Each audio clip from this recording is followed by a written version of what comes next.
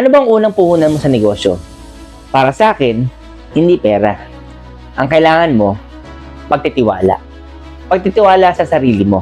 Kasi kung wala kang tiwala sa sarili mo, sino pang mga taong maniniwala sa negosyong itatayo mo? Hindi naman kailangang eksperto ka agad. Ang kailangan mo, tiwala ka sa kakayahan mo na matuto, magsimula, at magpatuloy kahit nahihirapan kang ilaban ang pangarap mo. Maraming matalino dyan, marami ring may pera, pero hindi lahat tumama.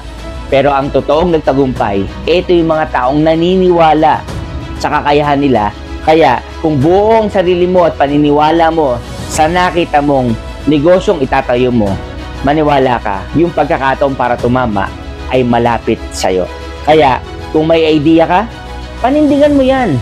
Kung may pangarap ka, stand for it.